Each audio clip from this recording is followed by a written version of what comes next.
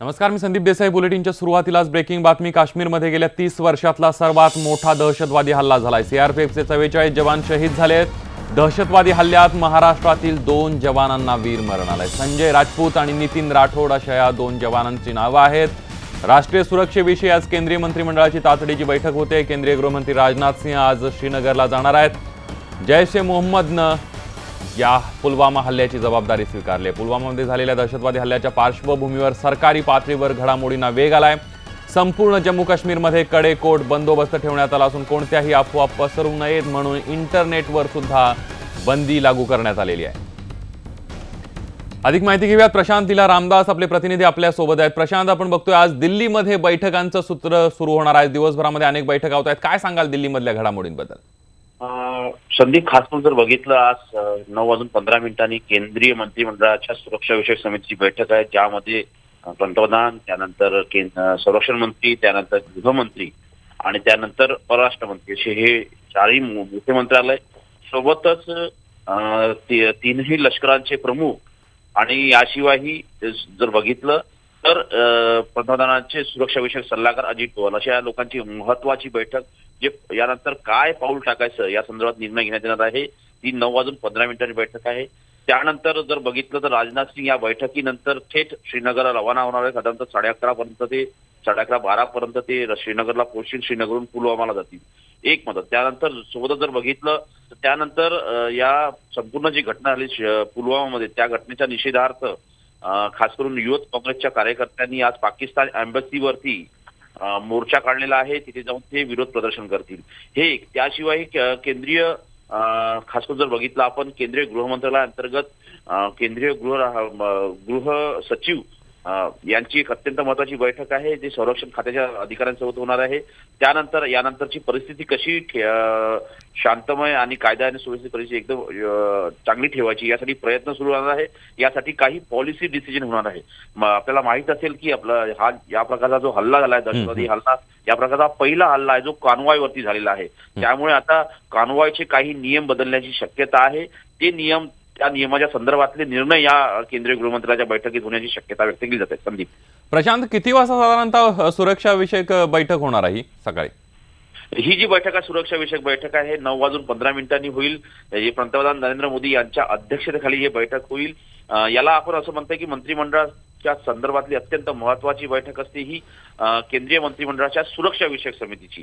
आणि हे सुरक्षा विषयक समिती जी असते ती साधारणतः देशभरातले जे सैनिक आहे, निमलष्करी दल आहे, यांचे काय नियम असावे आणि यानंतर सोबतच जर हा जो हल्ला झालाय पुलवामा, यासारखे पुन्हा हल्ले होऊ नये यासाठी से ना घटे. श्रीनगर से मैं मुफ्ती इसला लोकमत के लिए. आपण बघतोय केंद्रीय मंत्रिमंडळाची आज तातडीची बैठक बोलवण्यात आलेली आहे. केंद्रीय मंत्रिमंडळाच्या सुरक्षा समितीची ही बैठक आहे. काश्मीरमध्ये गेल्या 30 वर्षातला सर्वात मोठा दहशतवादी हल्ला झालेला आहे. सीआरपीएफचे 44 जवान शहीद झालेले आहेत.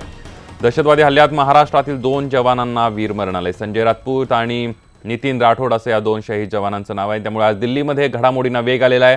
राष्ट्रीय सुरक्षेविषयी आज केंद्रीय मंत्रिमंडळाची तातडीची बैठक होते. केंद्रीय गृहमंत्री राजनाथ सिंह आज श्रीनगरला जाणार आहेत. जैश-ए-मोहम्मद या दहशतवादी संघटनेनं पुलवामा हल्ल्याची जबाबदारी स्वीकारली आहे.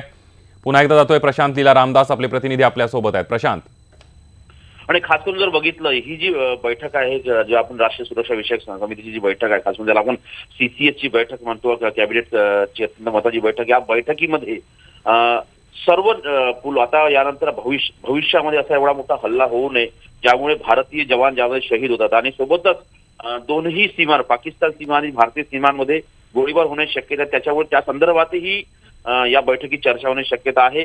आणि यानंतर भारताची सरकारची काय भूमिका असावी पाकिस्तानच्या संदर्भात, एक महत्वाचं आहे. सोबतच येत्या 13 मार्चला जे खास करून कर्तारपूर कॉरिडॉरच्या माध्यमातून पाकिस्तानचं एक शिष्टमंडळ भारतात येणार आहे. त्या संदर्भातही अंतिम निर्णय आजच्या बैठकीत होण्याची शक्यता आहे.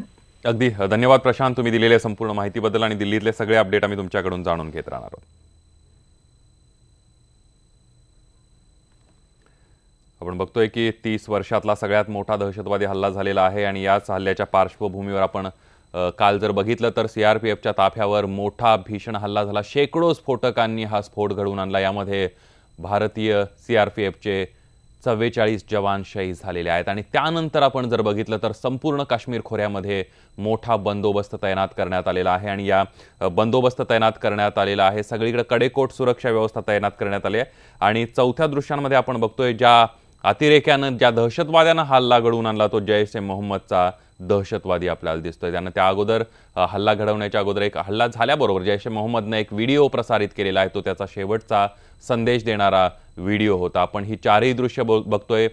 श्रीनगरमधली ही दृश्य आहेत, पुलवामा सेक्टरमधली ही दृश्य आहेत ज्या ठिकाणी हा CRPFचा ताफ्यावर हल्ला झालेला होता.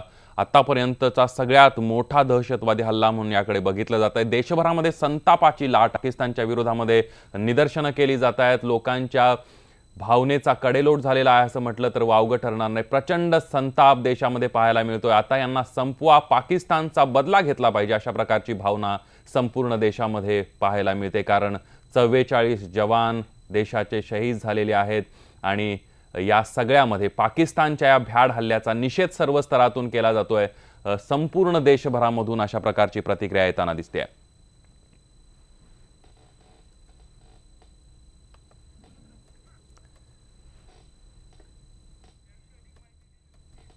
आणि याविषयी अधिक माहिती दिली आपले प्रतिनिधी मुफ्ती इस्ला थेट पुलवामा मधून. देखिए, कल जब अटैक हो गया तो पूरी रात तक सिक्योरिटी फोर्सेस, उसमें पुलिस कर्मी, CRPF और आर्मी पूरा व्रेकेज क्लियर करने में लगे सारा टाइम, और कुछ 9 बजे उन्होंने ट्रैफिक को जाने दिया जम्मू श्रीनगर राजमार्ग पे. लेकिन आज जो है, जब बॉडीज उनको मिल गई हैं, कुछ पीसेस उनको मिल गए थे, बाजू मिल गए थे, सीट्स के कवर मिल गए थे, टोपियां मिल गई थी, यूनिफॉर्म मिल गए थे, उसके बाद आज सिक्योरिटी फोर्सेस ने ऑफिशियली एक फिगर दिया है कि 37 जो CRPF के जवान हैं वो मारे गए हैं. ये तो कल की बात हो गई. आज अगर आप बात करें तो पूरे जो इस केस में अब इन्वेस्टिगेशन स्टार्ट होगी. दिल्ली से काफ़ी टीम्स आ रही हैं. NIA को शायद ये केस दिया जाएगा, क्योंकि NIA सारे जो टेरर रिलेटेड केसेस हैं उनको ही वो इन्वेस्टिगेट करते हैं. तो इस बारी भी NIA को ही केस सौंपा जाएगा. दिल्ली से होम मिनिस्टर राजनाथ सिंह आ रहे हैं, जम्मू से गवर्नर सत्यपाल मलिक आ रहे हैं, बैटरी ऑफ ऑफिशियल्स दिल्ली से और जम्मू से इधर आ रहे हैं, फॉरेंसिक टीम्स आ रही हैं ताकि वो उधर कुछ एविडेंस उनको मिले, कौन सा एक्सप्लोसिव यूज़ किया है. आज इस पे पूरा ये कंसंट्रेट किया जाएगा पुलिस और इन्वेस्टिगेटर्स का. मैं आपको ये भी बताऊं कि सिक्योरिटी फोर्सेस कल से बिल्कुल इस ताक में है कि ये व्हीकल जिसमें इतने ढेर सारे एक्सप्लोसिव्स रखे गए हैं, ये कहाँ से आया. पाकिस्तान से कोई कंसाइनमेंट तो नहीं आया. अगर उधर से नहीं आया, लोकली क्या इसको कंसाइनमेंट को बनाया गया है, क्योंकि हम बात कर रहे हैं 200 kg एक्सप्लोसिव का, और कुछ रिपोर्ट्स ऐसा भी कह रहे हैं कि 350 kg का एक्सप्लोसिव था जो इस एक्सप्लोजन में यूज़ हुआ है. तो ये कुछ बातें जो सिक्योरिटी फोर्सेस को देखना होगा कि इन्वेस्टिगेशन को कैसे आगे लिया जाएगा. दूसरी बात ये है कि कल सिक्योरिटी फोर्सेस सोर्सेज से हमको पता चल गया था कि स्टेट इंटेलिजेंस ने एक इंटेलिजेंस जनरेट की थी 12 फरवरी को, यानी 2 दिन पहले की थी, कि ऐसा एक ब्लास्ट, एक विस्फोट नेशनल हाईवे पे होने वाला था. हालांकि ये स्पेसिफिक इंफॉर्मेशन नहीं थी, ये फ्यूज्ड काइंड ऑफ आप कह सकते हैं कि इंटेलिजेंस थी, एक इनपुट था, लेकिन इस पे काम नहीं किया गया.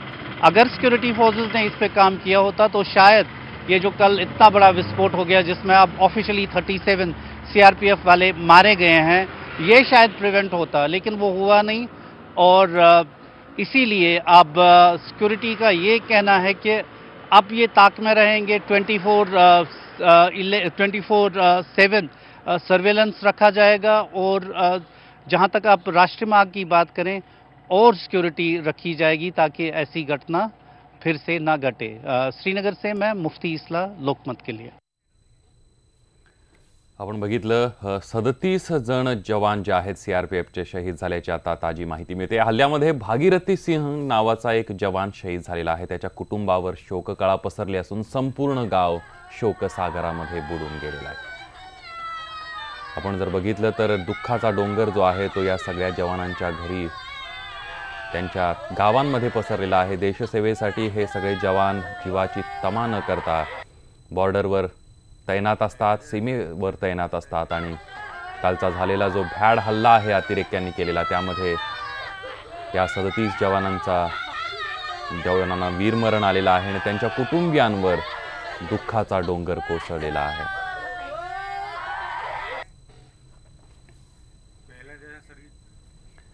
या दहशतवादी हल्ल्यामध्ये जवान राम वकीलही शहीद झाले. त्यांच्या कुटुंबियांवर शोककळा पसरली. दरम्यान ते 5 दिवसांच्या सुट्टीसाठी आले होते आणि त्यांना आम्ही अजून काही दिवस थांबून जा असं सांगितलं होतं, पण सुट्टी नसल्यानं ते गेले, अशी दुःखद भावना शहीद राम वकील यांच्या कुटुंबियांनी व्यक्त केली आहे. वही हमने कहा था अभी मत जाओ तुम, 5 दिन की जब छुट्टी आई थी अभी 1 महीना काट गए तो कि पापा हमें छुट्टी आना है, मकान बर्बाद है, मेरी छुट्टी बाकी नहीं रहेगी मेरे घर. अभी जब गए थे इतवार को 10 तारीख को, आपसे क्या बात हुई थी, क्या कब फिर आने की बात हुई? हाँ कि बाबा हमने कहा अभी मत जाओ, जब रास्ता मिला गया तो कहे जा रहे टेलीफोन से संपर्क कर, नहीं बाबा फिर हमें छुट्टी नहीं मिल पाएगी, मकान बनवाना है, मार्च में छुट्टी आना है, अभी तो ठीक है जैसे मर्जी है.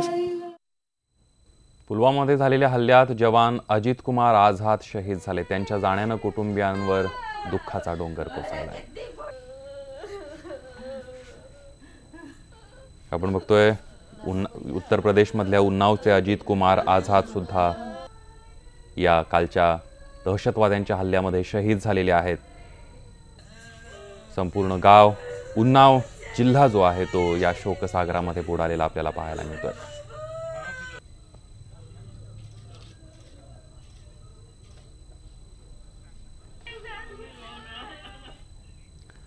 आत्ताच 10 तारखेला त्याला रेल्वेत बसवून आलो होतो, त्याला थांब म्हटलं होतं, पण आता जूनमध्ये येईन असं तो म्हणून गेला.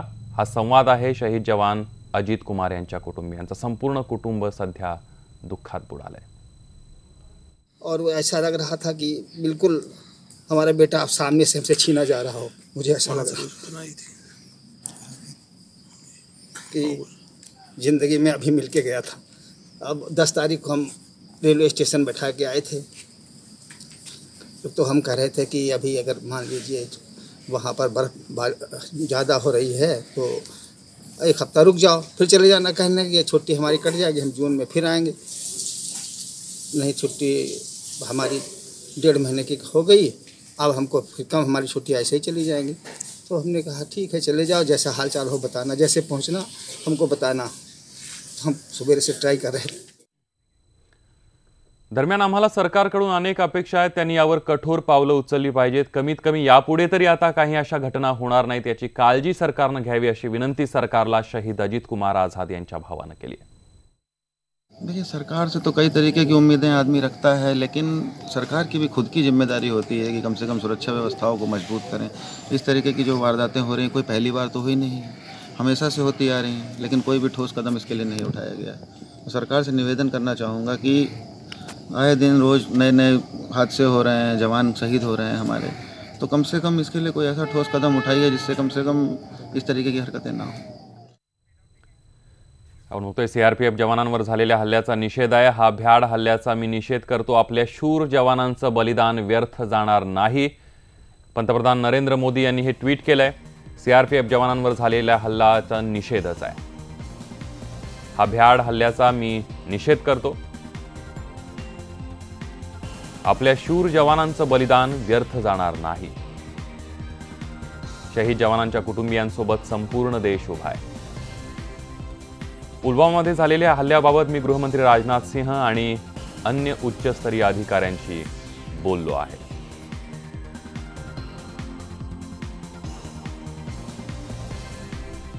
केंद्रीय मंत्री अरुण जेटली यांनी सुद्धा यावर ट्विट करून प्रतिक्रिया दिली आहे. पुलवामामध्ये सीआरपीएफवरचा हल्ला हे भ्याड आणि निषेधार्ह कृत्य आहे. शहीद जवानांना हा देश सलाम करतोय. शहीदांच्या कुटुंबियांच्या पाठीशी आपण सर्व खंबीरपणे उभे आहोत. जखमींनी लवकर बरं व्हावं अशी आमची प्रार्थना आहे. त्यांच्या हीन कृत्यासाठी दहशतवाद्यांना कधीही न विसरण्याजोगा धडा शिकवला जाईल.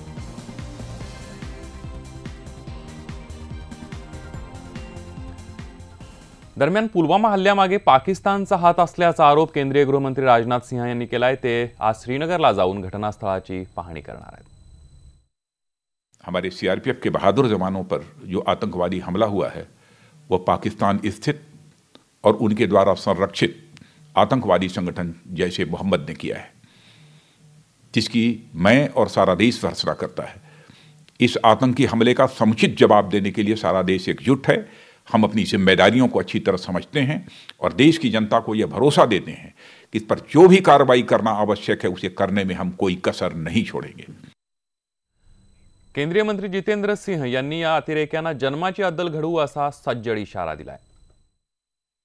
ये निंदनीय तो है ही है, जैसे प्रधानमंत्री जी ने कहा, गृह मंत्री जी ने कहा, और वास्तविकता तो यह है कि चूंकि इस प्रकार से दबाव पड़ा है आतंकियों पर और उनके समर्थकों पर पिछले कुछ समय से, so they are on the run, इसलिए ये हताश में इस तरह की कार्रवाई हो रही है। लेकिन जैसे कि सरकार की ओर से कहा गया है कि किसी को बख्शा नहीं जाएगा, परंतु उससे भी अधिक महत्वपूर्ण मैं आपके माध्यम से ये कहना चाहूँगा कि जो कश्मीर केंद्रित हमारे राजनीतिज्ञ और नेता हैं, जो ऐसे अवसरों पर हमेशा अपॉलोजेटिक हो जाते हैं और खुल करके निंदा करने में असफल रहते हैं आतंकियों की और आतंकवादी घटनाओं की, और उल्टा भारतीय सेना और अर्धसेना बलों पर उंगली उठाते हैं, शायद उनकी भी कहीं आंखें खुलें, और नहीं खुलती तो फिर ये देश को फैसला करना है। दरम्यान प्रियंका गांधी यांनी त्यांची पहिली पत्रकार परिषद आटोपती घेत हल्ल्यात शहीद झालेल्या जवानांना श्रद्धांजली वाहिली। जैसे आपको मालूम है, ये कार्यक्रम राजनीतिक चर्चा के लिए रखा गया था, लेकिन पुलवामा में जो आतंकवादी हमला हुआ है जिसमें हमारे जवान शहीद हुए हैं, इसकी वजह से हम ये अनुचित समझते हैं कि हम अभी राजनीतिक चर्चा करें। मैं आप सबसे आग्रह करूंगी और रामलाल राही जी से, अवतार सिंह भडाना जी से, जो हमारी पार्टी में आज शामिल होने के लिए यहाँ आए हैं, आप सबसे आग्रह करूंगी कि 2 मिनट की श्रद्धांजलि हम ऑब्जर्व करें शहीद जवानों के लिए। और मैं उनके परिवारों को कहना चाहती हूँ कि इस दुखद घड़ी में एक एक देशवासी आपके साथ है। हम सबको बहुत दुख हुआ है, आप हौसला बनाए रखें, आपके साथ कंधे से कंधे मिलाकर हम खड़े हैं। बहुत बहुत धन्यवाद।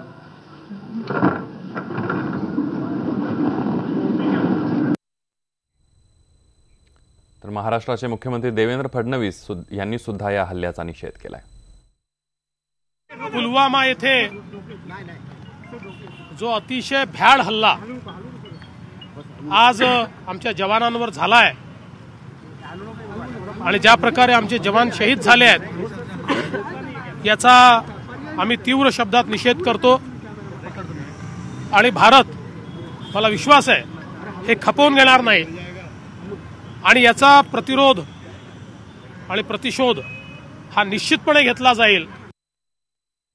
पुलवामाच्या हल्ल्यानंतर अवघ्या काही मिनिटातच दहशतवादी संघटना जैश ए मोहम्मदने या हल्ल्याची जबाबदारी घेत एक व्हिडिओ प्रसिद्ध केलाय। त्यामध्ये आत्मघातकी हल्ला करणाऱ्या आदिल वाकस या दहशतवाद्यांना आपला अखेरचा संदेश चित्रित केलाय। जैश ए मोहम्मदच्या ट्रेनिंग सेंटरमध्ये आपण 1 वर्ष दहशतवादी कारवायांचं प्रशिक्षण घेतल्याचं त्यानं या व्हिडिओमध्ये सांगितलंय। आदिल वाकस समोर अनेक अत्याधुनिक शस्त्र ठेवल्याचं या व्हिडिओमध्ये दिसतंय।